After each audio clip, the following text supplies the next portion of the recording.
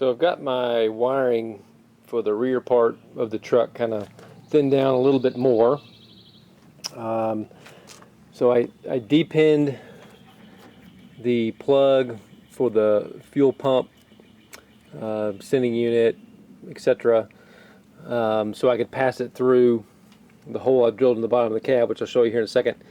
But I've just got the bare kind of essentials back here, which is the right stop and turn light, left stop and turn light, which I'm planning on using those sockets and everything, kind of incorporating those into my rear lights if I can. I've got the evap wire plug for the fuel canister evap system. I've got the left and right rear wheel speed sensors, and that's pretty much it for the back plus the ground.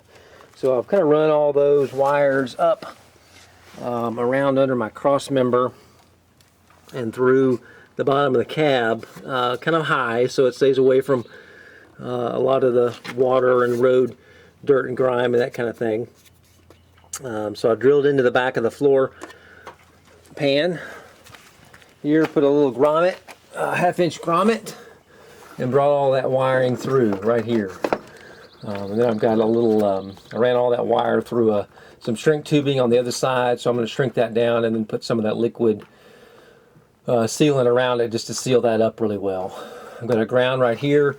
I've got this deal, whatever this, I'm not sure what this is, but this is part of the fuel pump sending unit or something. I'm not sure what that is, but I'm just going to mount that right on the floor under behind the driver's seat. That'll work fine right there. It's ground. I've got the truck started, and so that works just fine. And then this cable, that wire is long enough at this point to go back, as you saw, to the fuel pump, into the tank. So just working through all this wiring. Still very intimidating, but I'm getting there. But now that I've got the wires to where they're not running across the floorboard and out the door of the cab, then I'm going to start working on getting the doors hung. And I've got the hinges off the doors. I've already got those in the cab. And so I'm going to be working on getting the doors. And so I've already got the replacement weather stripping in here. I just cleaned all the old weather stripping off from around the door. The bottom of the door is, both doors is really rusty, but I'm not going to do any metal replacement in the doors at this point. The only place I've got some full thickness rust through is on the driver's side, just in the front of the driver's side right here. So I just put a coat of Por 15, really heavy on the bottom here. Went ahead and put my weather stripping on. Not a show quality job, but hopefully it'll stay on. And then I got an anti-rattle kit from Dennis Carpenter that just came today. So I'm going to be working on getting that in, so I can get my doors hung and be moving on to the next thing. That way I can seal the cab up, and so no Alabama critters will be sleeping in the seats or in the cab at night. Well, that's where it is right now. I'm waiting on some parts for the front, some AC parts. I'm going to replace the condenser, because that is the original condenser in this truck. At some point the AC compressor had been replaced about 3 years ago, but they didn't replace the condenser, which is a little bit of a head scratcher, but I'm going to go ahead and replace it while I've got good access to it, as well as the accumulator dryer. So until I get that all those parts in, I don't really want to do anything further with mounting the front clip.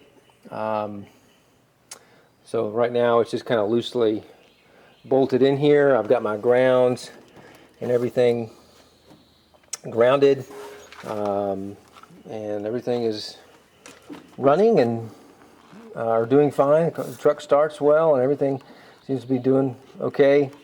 I've got the battery in, and basically what I ended up doing with the battery mounting was I used the original tray that was in, you know, part of this radiator support and inner fender wells from that 65 cab that I got. I did end up using that. Trimmed it down a good bit so it would clear the compressor lines and the condenser lines. And then I just took the Crown Vic tray and just set it in there, and then bolted it, as you can see those two bolts down there, bolted it to that tray. And so the fuse box, power distribution box and everything is still bolted to the original Vic battery box, plastic battery box, and so it fits in there just fine. It clears the hood and everything. So I'm going to go with that. I like things easy, so that seems to be working just fine at this point. So that's kind of where we are on the front clip. Kind of at a little bit of a standstill again until I get some more parts, so I can get all that AC stuff, get that recharged. Because I put a new evaporator in there because I broke my evaporator line inadvertently and lost all my refrigerant, unfortunately, so I'm going to have to go do all that again.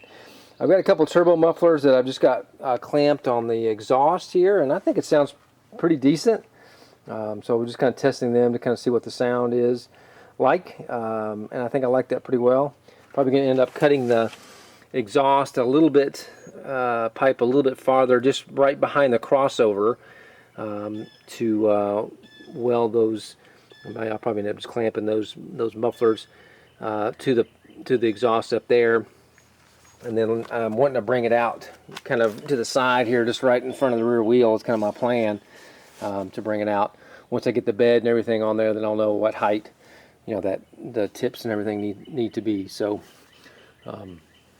that's the rundown of the update. Going to be working on the doors, so I'm going to get started on that.